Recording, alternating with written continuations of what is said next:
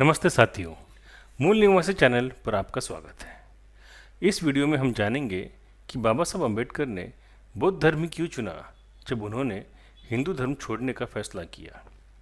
आखिर बाबा साहब ईसाई, इस्लाम या सिख धर्म भी अपना सकते थे, तो बुद्ध धर्म में ऐसी कौन सी खास बात थी जो बाबा साहब को अपनी ओर आकर्षित कर गई।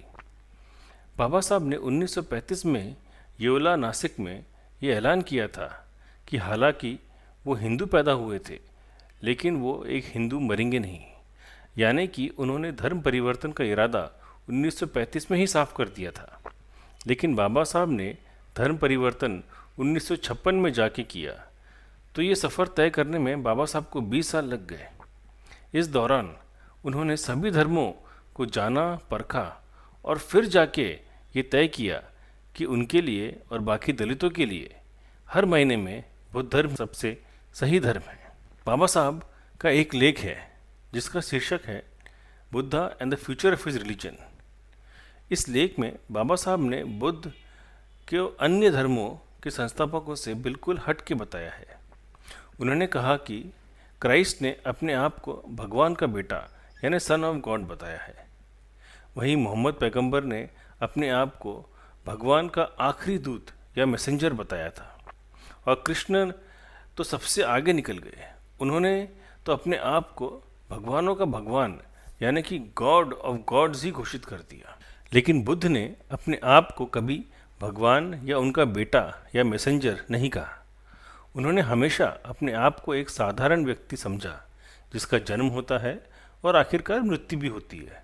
न ही बुद्ध ने कभी ये दावा किया कि उनके पास कोई दिव्य शक्ति है या वो चमत्कार कर सकते हैं। बाबा साहब ने मार्गदाता और मोक्षदाता में अंतर किया था। उन्होंने कहा कि बुद्ध मार्गदाता है, मोक्षदाता नहीं। उन्होंने जीवन जीने का मार्ग दिखाया है, जिसे कि अष्टांगिक मार्ग कहते हैं। इस मार्ग पर चलना या नहीं चलना मनुष्य पर निर्भर करता है।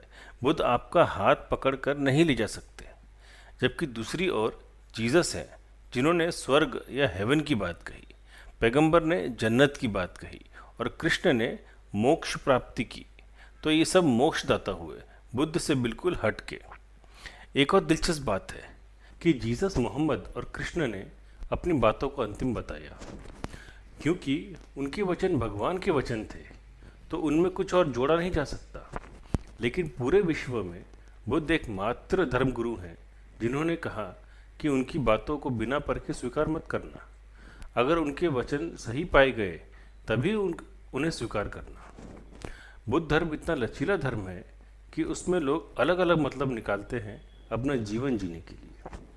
बुद्ध ने अपने चहीते शिष्य आनंद से ये बात कही थी कि स्वयं की रोशनी बनो, be the lamp unto yourself. दूसरों की रोशनी में मत चलो।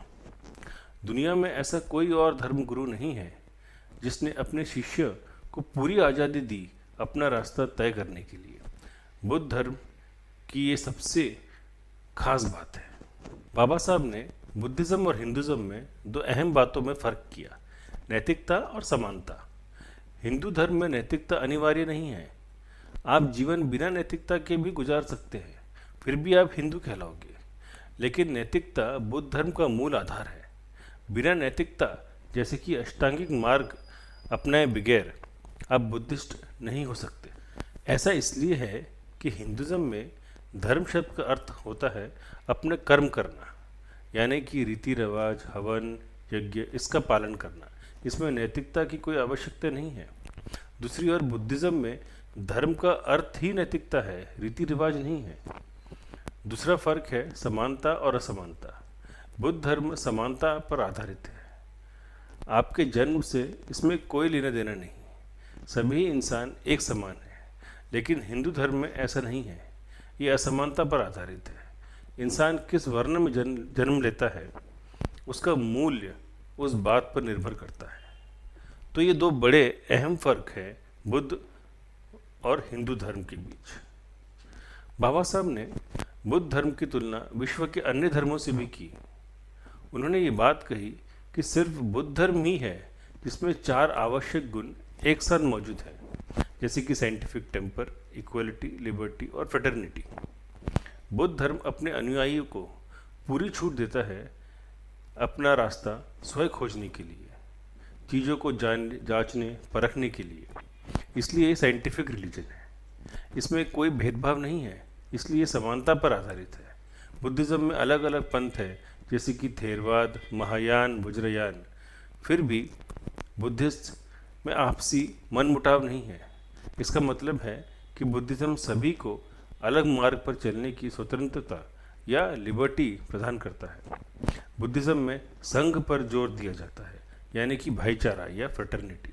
अन्य धर्मों में ये सारे गुण एक साथ मौजूद नहीं हैं।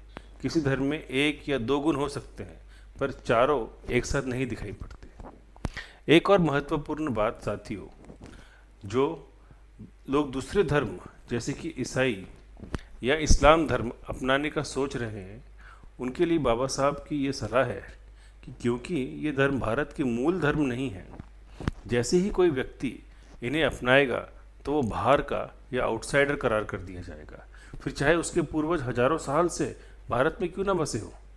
ये बात हमें आज की स्थिति में बड़ी साफ नज़र आती है।